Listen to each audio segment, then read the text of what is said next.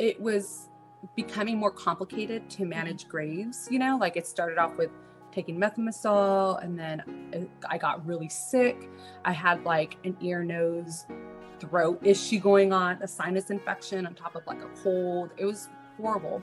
And then I had to get antibiotics, and then from antibiotics, I got candida overgrowth, and now I need to take another medication. It was just kind of like piling up in a very short period of time. And even let's say if I didn't realize that there was a holistic treatment option, that's still a lot to have to manage. I didn't want to feel like my life was going to be revolved around managing Graves' disease.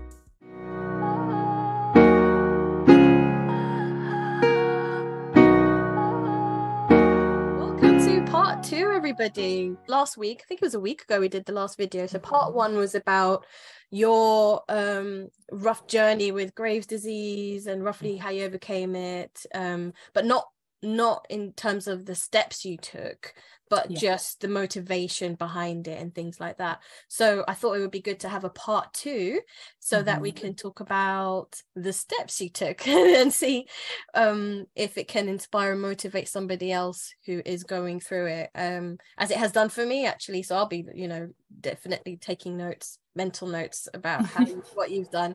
But I think it's also important to note that everyone's journey is so different. So me implementing your steps might not work entirely for me, but it's just good to be aware of the things that are out there that are helpful. Exactly. So that's the thing with this. And also, what I think is interesting as well is that Graves' disease, just to be aware, is that Graves' disease is not about the thyroid per se. The thyroid is a victim of Graves' disease, but exactly.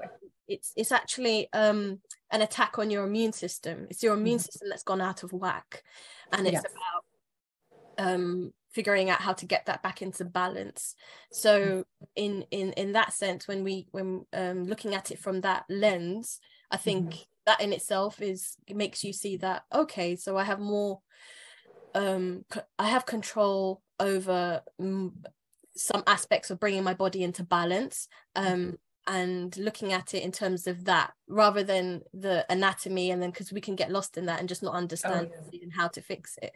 So in through that lens, was that the way that you sort of looked at it to sort of overcome your Graves' disease? Yes, I think in the very beginning when I was diagnosed, I didn't. I just understood that something was happening to my thyroid. But as I started to do my own research, like you had mentioned, it's an autoimmune. Your thyroid's being attacked. There are antibodies in there that your body is attacking, and your thyroid is similar, or the tissue is similar, so it gets attacked as well. There's a lot of confusion in your body, right? Yeah. And autoimmune just doesn't make any sense. Why would your body attack itself? It's just that message to me, I felt like that became my main focus, because it made me realize that there's something off with my whole body instead of just my thyroid. That is so important. And so you realized that for yourself? Was that like through... It was through what you were reading and it was through research, because like up to that point I had no idea what an autoimmune disease was. I was not like health conscious at all. I just didn't have much. Eat an apple a day, keep the doctor away, and make sure you have salads and things like that. I just didn't have a desire, or maybe that's the wrong word. I think when you're young, you take your health for granted so much because you just have it. But when you start to lose it, I think especially with chronic symptoms, it's not all at once. So it's very gradual. So it's a little bit at a time, and it's happening, and you're just taking little side notes, but you're not really realizing the depth of the chronic symptoms that's occurring, like how much it's happening and how much new ones are occurring. And then before you know it, you have a full-blown autoimmune disease. So I think that autoimmune and chronic illnesses are very, very they're very blindsiding because of that, because they happen little by little. The symptoms occur little by little. They start with one symptom, another symptom, two, and then before you know it, like you have this autoimmune disease. So I think that having the autoimmune disease made me realize that I need to be more health conscious. I need to start understanding it. And for me, like what we talked about in the first one, I didn't want to just do the radioactive iodine treatment. I wasn't ready to do that right away. I wanted some time. And I think I mentally told myself to give myself 3 to 4 months of making small changes, and then seeing where my health was at. And then if I saw improvements, then I would continue at it. And that's what I did. And were you sort of researching, how do I heal this? Or were you researching, like, how do I feel better? Where do you start with that? How did I started with research? Okay, that's a really good question. I did start with researching how to heal Graves' disease. And that's when, I would find a lot of medical, articles or so on that described it as there's nothing you can do about it other than the radioactive iodine and, or the removal of it. However, through that research, I did find a few doctors who were advocating for a holistic alternative treatment. So I was like, oh, that was kind of, that just came up in my Google search. And one of the first articles that I read was from Dr. Alan Christianson, and you can find him on Instagram. He wrote an article, or there's an article in a YouTube video where he explained that a lot of times a thyroid storm, and I didn't refresh myself, so I'm just kind of going off of memory. Either a thyroid storm or like it's self-limiting, meaning that the body will go through it, but it would also come out of it naturally. So it's for a typical period of time. So it can last anywhere from a couple months to maybe 18 months. It's like a range, and everybody's different. So when I read that, and then I saw the YouTube video, I was very curious, because you were in a thyroid storm. Is it because you were in a thyroid storm? I started off with a thyroid storm. Yeah. Okay. So the beginning of January, the beginning of 2017 in January, I was losing weight very rapidly. And that's where I missed the first sign. I just kind of thought, this is cool, I'm losing weight.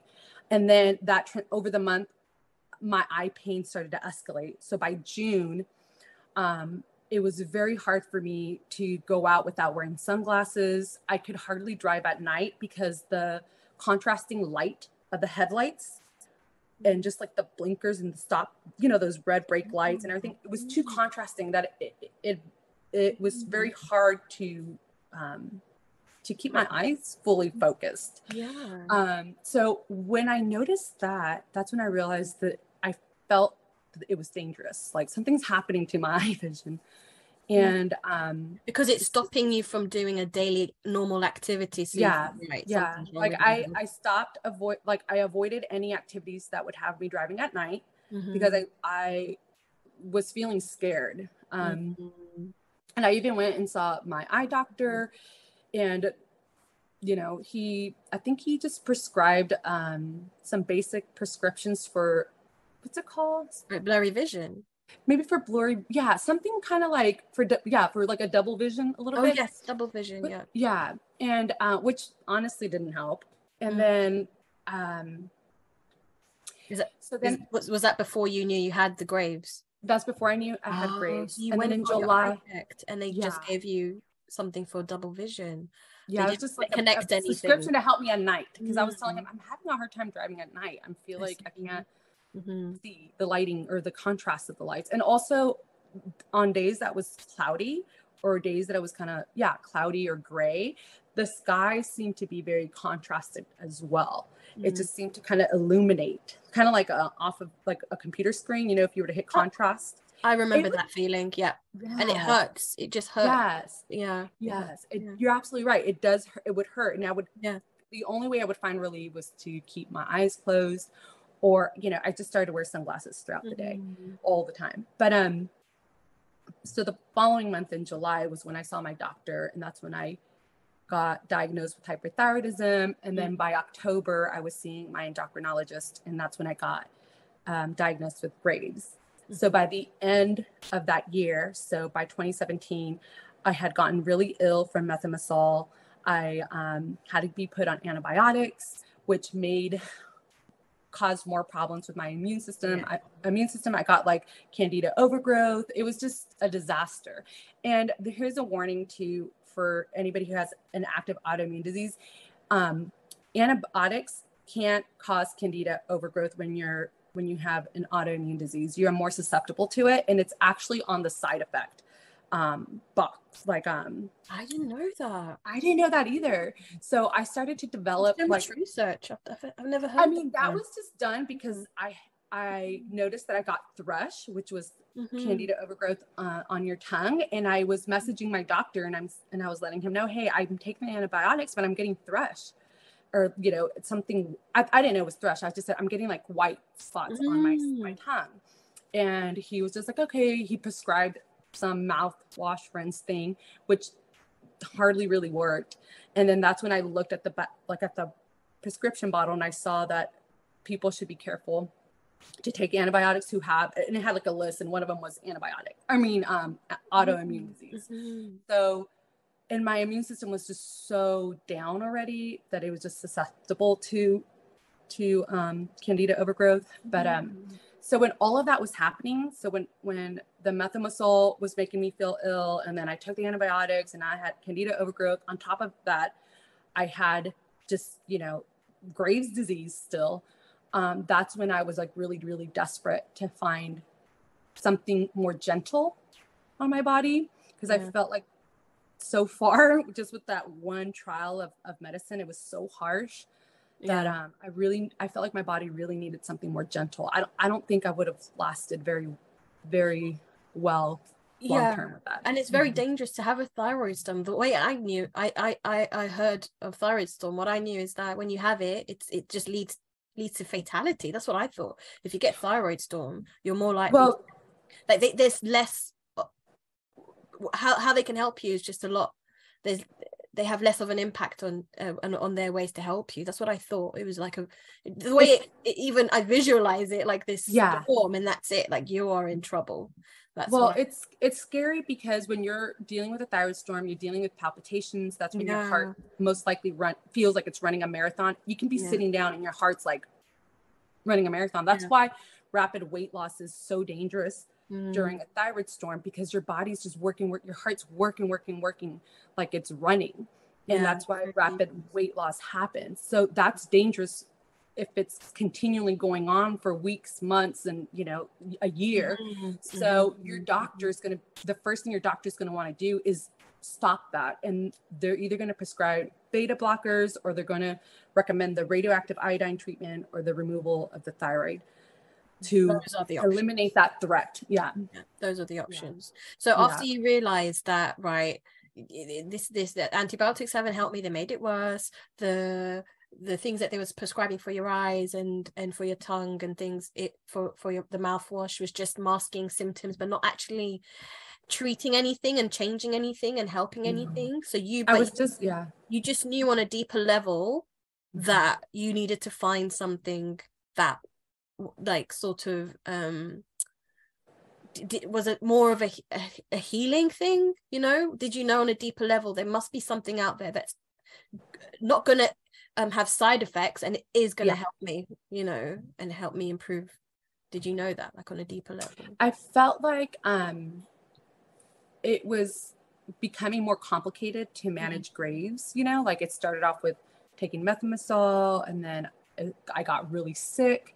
I had like an ear, nose, throat issue going on, a sinus infection on top of like a cold. It was horrible.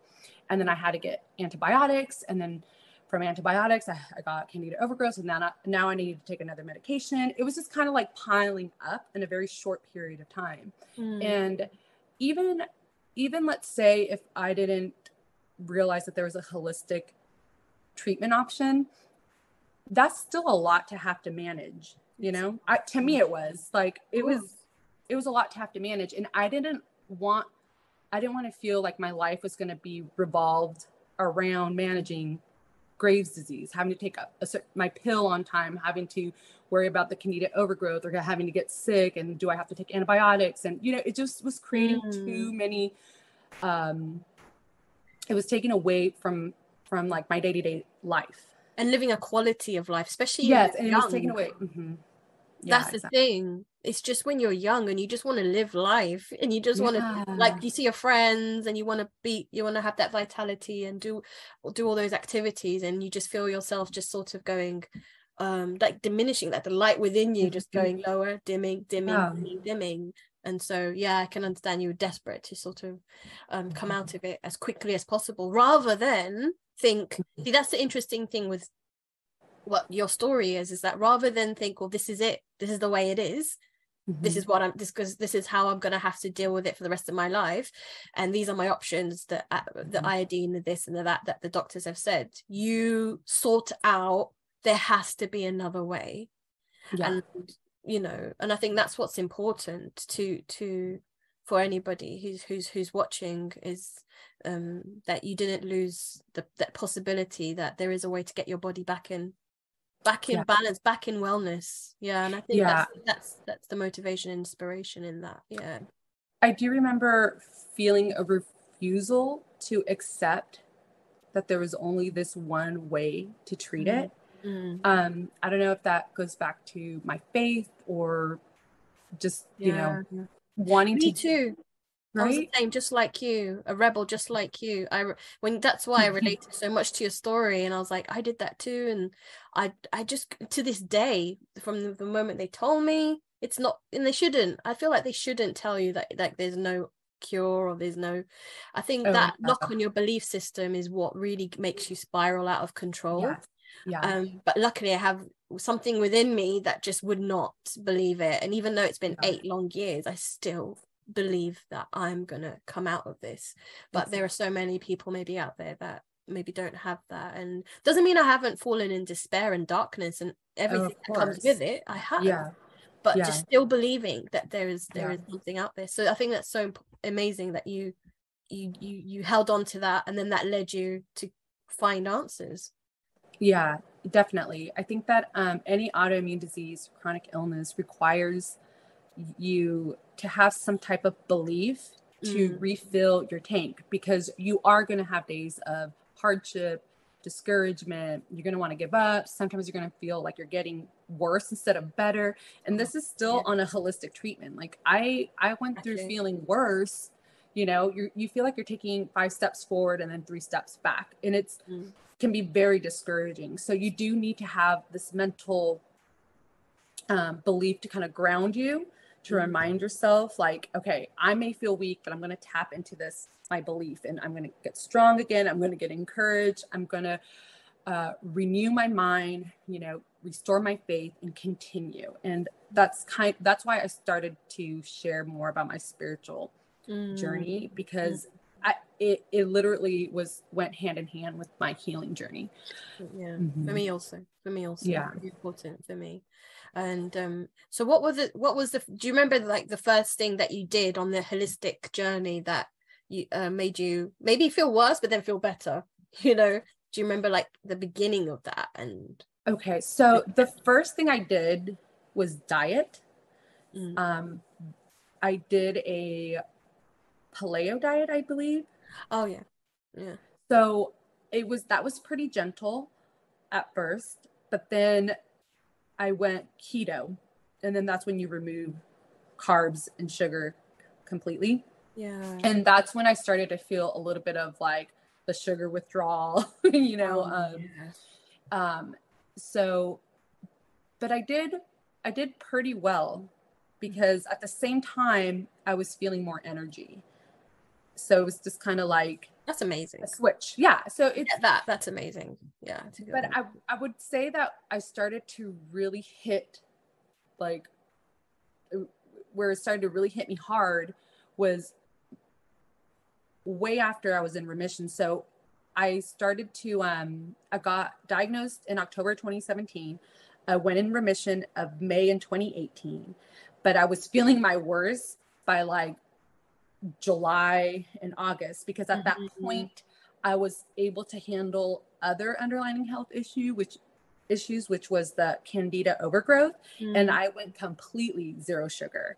And that was one of the worst experiences that I had. Yeah.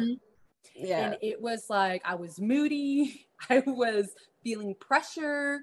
I was like, I would feel pain sometimes. And this is why I've learned, and I share with people, like, slow and steady wins the race.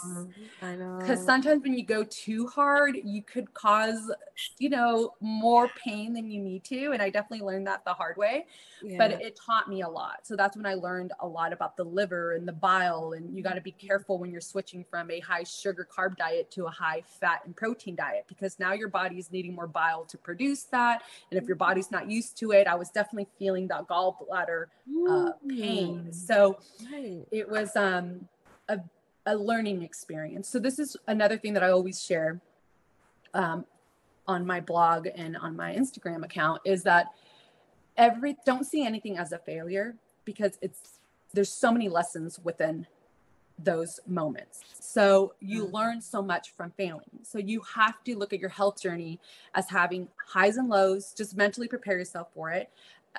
Taking 5 steps forward, maybe 3 steps back. Just be prepared and aware, and just be ready to learn from it. So that you're going to be doing better the next time. So, after I was experiencing, the gallbladder pain and the sugar detox, I realized I needed to be a little more gentle. I realized that I needed to give my body a little more support during that detox, specifically my liver and my gallbladder. I started to take some activated charcoal to kind of bind the detox that I was releasing, so that it can be flushed out instead of in my system. There's a lot of things that led me, a lot of my mistakes led me into researching and finding a solution. So that's why I really believe that every health journey needs to be individualized.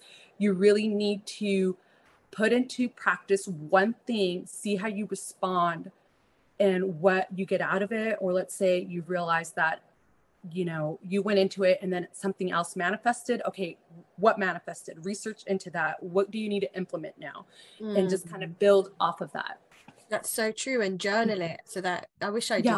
I wish I did that. I was just so desperate and just trying all sorts and trying everything just out of desperation. And that's so true. That's a really good point. And that's why it's not about sort of taking everything that you said and implementing it. It's about, the main aim of this is just so that people can see that it's possible. That it's possible. I wish somebody told me that 8 years ago. I really feel that would have made a difference in my healing journey. But I just thought it was impossible, and I'm stuck with something that I'm trying to cure, but they're like pretty much laughing at me and saying, well, you're wasting your time, you can't cure it. Well, you also have a lot of people you have medical doctors telling you that too. So that's the ones. That's the ones I mean. So they're telling me that, and then I feel like, okay, well, I'm going to still try, but then I don't know if this is really going to work, because I don't see it working for people. All I see is people in the same situation as me. So to be able to see people who have done it is immense and so huge. And that's why I really want to showcase that. And it's I was thinking about that Roger Bannister, the 4-minute mile today. I'm not sure if you know about it, where there was a time when they believed that nobody can run the 4-minute the mile in under 4 minutes, and that was a belief, and that was that's like a fact. A fact. There was no way, no how. And then this guy comes along and obliterates that belief, and he does it in 3 minutes and 59 seconds or something like that. And wow, that's amazing.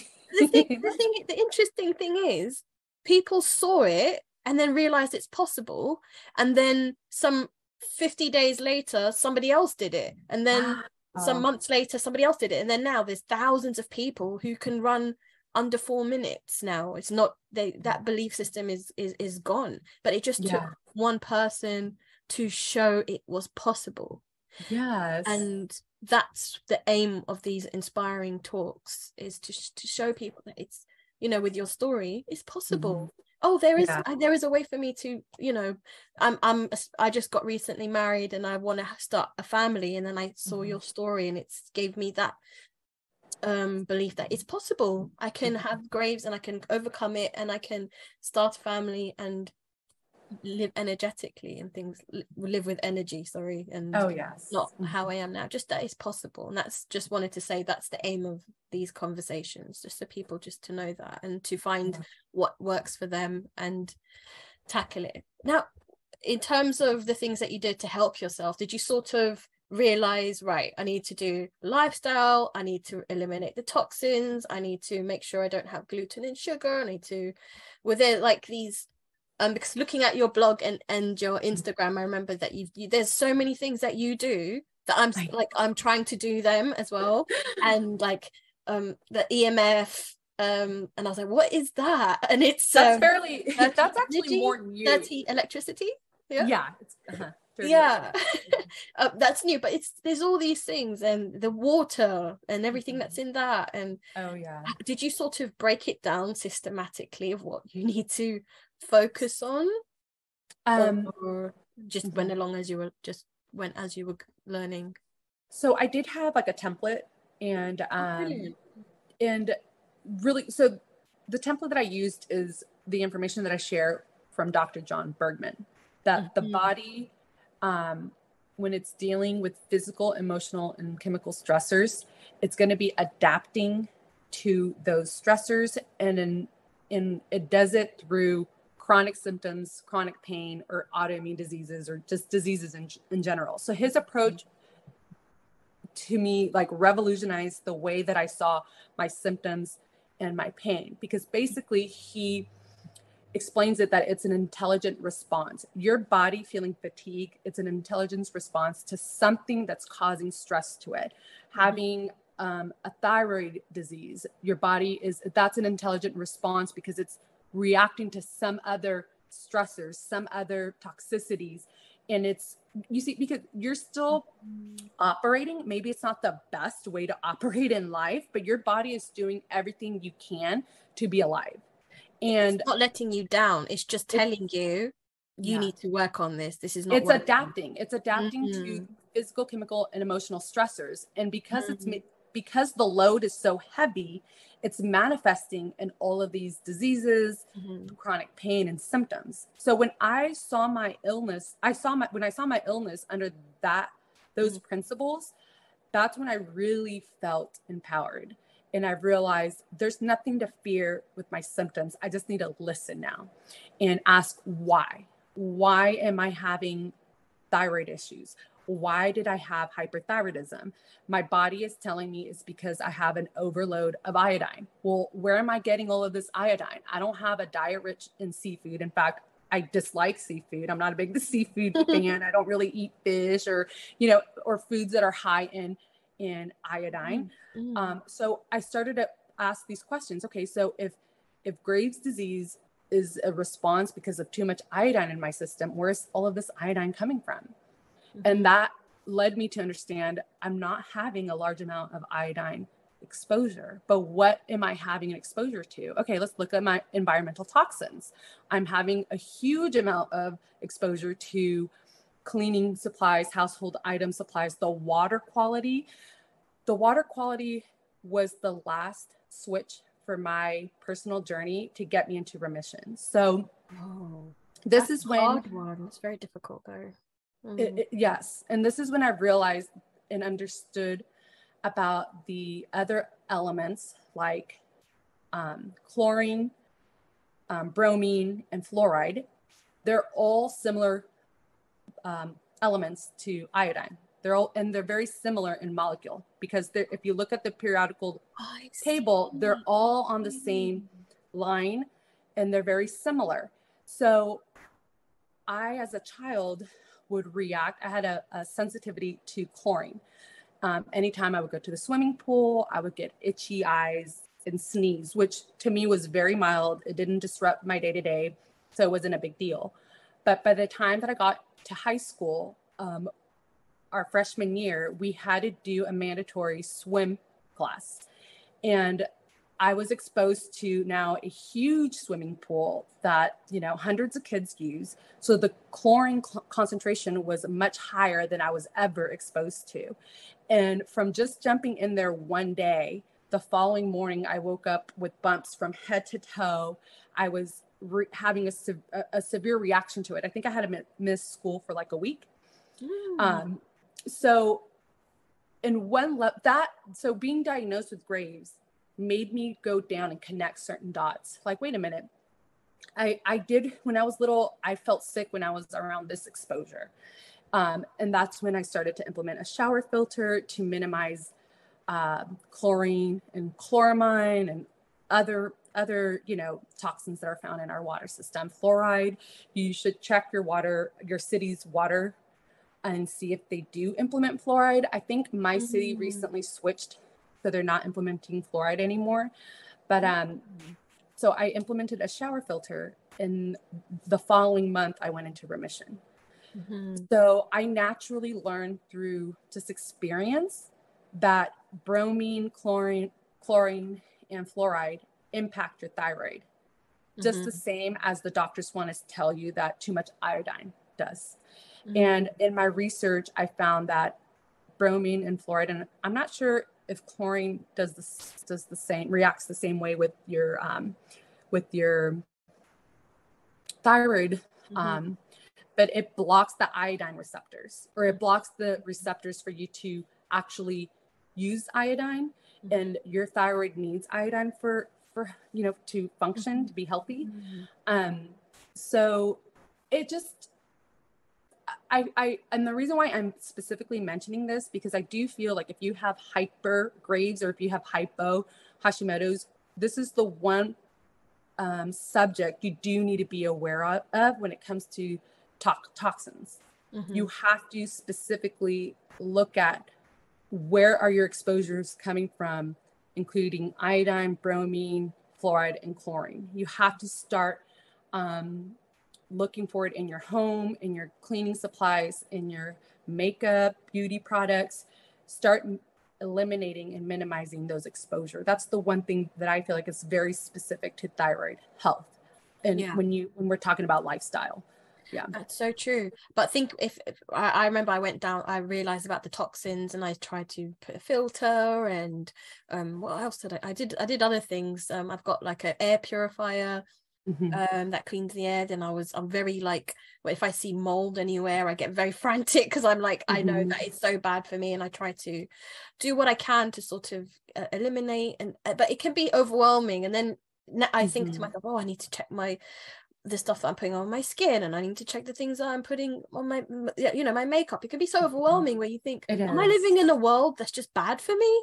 You know, that can't be right. I can't, you know, fight it all. But I think for anybody watching, it's just to at least do just eliminate some of that burden from your system. Becoming aware and just understanding, being aware of your environment is just going to help you understand more where you need to cut back and minimize. And it's interesting because I feel like in the very beginning of my, when I was sharing my story, and I took when I was healing, I didn't understand that I was actually going to achieve remission. My goal was just to heal naturally, and I didn't know how that looked like yet. So I shared a lot on Instagram, but at the same time, I wasn't, because I was just working on myself and just learning and, you know, going down different paths. So when I was able to achieve remission, I came back on and I was like sharing how, wow, lifestyle really does impact your health, your autoimmune health. And, you know, reducing your physical, chemical, and emotional stressors actually works, because that's the template, or that's the principles that I applied, and it helped me. So when I came back online and I was like, oh my gosh, you guys, you can do remission. You can focus on your lifestyle, focus on physical, chemical, emotional stressors. I felt like the response was underwhelming. Like when people would ask me, well, how did you do it? And I'll be like, oh, I focus on habits and lifestyle. And it was just kind of like, really? Changing you're adding a filter, making sure you're switching from table salt to sea salt, making sure you're not eating processed foods. Like, it just seemed very underwhelming. Yeah. But at the same time, I would get a response like, where do I start? It starts to feel overwhelming, because when you do look around, you realize you're surrounded by it's everywhere, like you said. Like if you haven't been aware, then you because you recently moved house, and you've been active, because you're aware in the moving process, you've done all these steps to make sure this home that you're going to move into is as toxic free as possible, because you're aware. But when you're already living somewhere like where I am, I know there's carpet, I'm like, there's nothing I can do about it already, you know, but I can do other things, you know, just doing the things that you can do, even if it's like 3 or 4 things, you've made a difference. And that's one thing also that I noticed happens a lot in the wellness community. It's everybody thinks health has to look a certain way, you know, that you have to have your Berkey, your air purifier, your non-toxic mattress, you know, like you have to have wood floors, or, you know, we get fixated with the look of health. But the truth is that anything you do to just minimize your toxic load wherever you're at, your body is going to feel that it's going to feel it. It's going to start feeling better. And any improvement is improvement. So don't minimize it, you know? So when I was in remission, I was drinking filtered bottled water. You know, I had carpet in my bedroom. I didn't have an air purifier. But I was focusing on my diet. I was going out for walks, getting fresh air. I was doing daily exercise. Do you get them? You get how little changes will have a big impact. So don't think it has to look a certain way in order to achieve that. Just start where you're at. Yeah, it's like a ripple effect. Like one small pebble in the ocean is just one tiny pebble, but the ripple effect that it has is huge, and that has been a game changer for me as well. The small changes that I've made, the focusing on how do I reduce my stress, how do I do all the self-care acts that keep me calm, changing like getting something like the air purifier and the shower, the things I can do, the shower, putting a filter there, and the products that I use. Sometimes I try and make it from, you know, make my own soap, things like that's that, cool. which is and just things you can do. If you can't do it, but don't do anything that's going to add more stress too. You know? I've done that too. It's trial and error and figuring it out, but I think focusing and starting on the toxic load and stress, those two. But then I'm going to say, but then the diet too. You know, diet, toxic stress, and what was the other one? Diet, toxic stress, and stress. No, emotional, chemical, toxic, stress. Like doing calm activities. I think those 3 and a lot. One thing to kind of piggyback on what you're saying, and one thing that I learned from Dr. Bergman is that your body responds to physical, chemical, and emotional stress the same way.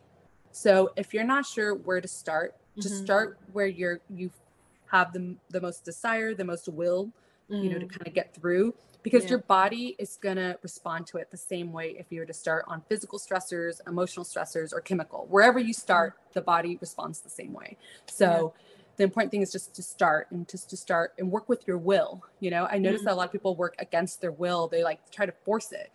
And that's very discouraging. So work with your will, start where you want. One small change a day. For instance, for me, I just did one small change, and that was to take a probiotic. I take the Simprove. That's what works for me. It's called Simprove, and I just take that every morning. All I have to do is before I have anything, I just take that one Simprove, and I know that for the rest of the day, I've done something that helps my gut. And over the weeks, oh my gosh, how much it has helped and improved my health. But that's me. So it's finding that one thing, and then after that it's adding something else. Now I add celery juice to my mornings, and then after that it's that helps after you go through detox symptoms, and then you come out with it. And then it's like, okay, and then now I could do 10 minutes of yoga a day. So then it's like, okay, I do 3 things a day that is helping me. So it's things like that. That's you're absolutely right. You're describing my health journey. It was like that. You know, let me start taking a digestive enzyme or a probiotic, or let me start switching from Diet Coke to something like sparkling water, you know, making switches. And let me wake up early or go to bed early, just 1 hour earlier, or let me read a book instead of being on my phone. It's literally that simple. Just implementing one small thing and not getting overwhelmed by the process of making changes, you know. That's the most important, I think. Not getting overwhelmed. Oh yeah, working with your will. Yeah, working with your will, because you're already overwhelmed because you're not well, and then to be overwhelmed because you want to heal and get better. I think that's where it gets too much, and that's where I struggled, and that's probably where I fell into despair. Juggle that, and on top of that, you're just trying to juggle your life. You know, I know. It's a lot. That's why I realized, like you said in the beginning of the talk, that it's important to do to pace it and do one thing, and know that this is a long journey. There is no miracle bottle, as you say. Do you say like a miracle bottle? Yeah. And there's no one plan that helps everybody, but there are things that you can do that will help. Small acts every day, for sure. Especially if you're focusing on physical and chemical and emotional stressors, like those 3 categories. And physical, emotional, chemical. That's and I'm like, of course, I always recommend checking out Dr. John Bergman, just because all of his videos are just so informative. You can click on like his last one of his most recent was on brain and aging, and he even mentions thyroid stuff in it. So you're always he's so informative that any video that you're watching of his, you're going to come out learning how to better your health, whatever your autoimmune condition is or your chronic illnesses. Like, it's so good. I literally binge watched so many of his videos, and I was like writing notes because it was just so informative. That's when I started to get well, when I was focusing on my whole body health versus just my thyroid. So me too. That was a difference as well. That's so true. I think it's part of learning to heal yourself from the inside out. And enjoy, do I dare say enjoy it? Because obviously you've got all these symptoms, but enjoy getting to know yourself in a way. The process. Enjoy the process. Enjoying the discovery, the challenges, learning or noticing a difference. That's how I got joy out of it. Exactly. I just don't want people to fall into that despair place, because it's so much harder to climb out. It is. Right. And for me, thankfully, I'm just so lucky. I'm surrounded by angels. There was a phlebotomist who helped change the trajectory of my entire health, and all she said to me was, "There's value in the valley." I think she saw that despair in me when I just went to get a routine blood test, and she just said, "There's value in the valley." And I just thought, what? And that perspective change of, there's things for me. This isn't just something that's happened to me, but it's happened for me. Like, changing my dialogue, the narrative of it, the perspective of it. Okay, so I'm here to learn something. I'm here to learn about myself, and that just changed the perspective, changed everything. And I was never that sick again. So that was the emotional part of this whole the three thing, the emotional side that helped me. So it's interesting how beliefs can be such a huge monumental, make a huge monumental change to you. So just one tiny thing that somebody said to me changed everything. And then you take, and it's always good to have that outside person perspective, that outside encouragement.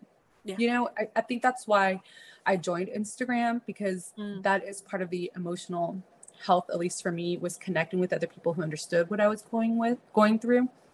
And just exchanging, support and encouragement. But it's fine, because a lot of it is I can get sort of it can make me more scared when I see what the struggles that people go through. Oh my God, is that possible? Oh my God. So it's like the opposite of this whole then in that case, so I was always searching for that's why I tried to create this, just for there to be a place and a space for people to come and listen and find inspiration and motivation. And I hope that listening to what this conversation that we've had, it has helped. Just like that one phrase a phlebotomist said to me, I hope there's one thing in here at least that can help somebody, trigger something and change something for them, because that's all we, I think that's all we both want. We're both so passionate about it. Yes, I love that analogy that you shared about the 4-minute mile. It's so true. It's like people put up so many mental barriers, and then it just takes one person to be like, nope, you know, I'm not gonna accept that. And they just, he went and he ran a 4-minute mile, less, like a second less, right? And then it's like, so it's just amazing just by people like, oh, so I can do it, so it's possible. They did it. So the same thing with this, you've managed, and I'm sure there's others that have managed. Oh yeah. So yeah, we will continue. But every time I speak to you, I feel like, oh, there's so many topics to talk about. But for anybody watching, me and Priscilla, we're going to collaborate on a podcast. So we'll keep that. We'll keep going with these conversations and carrying. I think that's there's a lot of little details that we can stop and dissect, you know. So we'll definitely do that. So thank you again. Part 2. I want to do a part 3, but let's see how it goes. Hello everyone, it's Meron here from Loving Me Kindly. Thank you so much for watching that. If you enjoyed it, then please hit the subscribe button so that you can get more inspiring videos to help you on your wellness journey.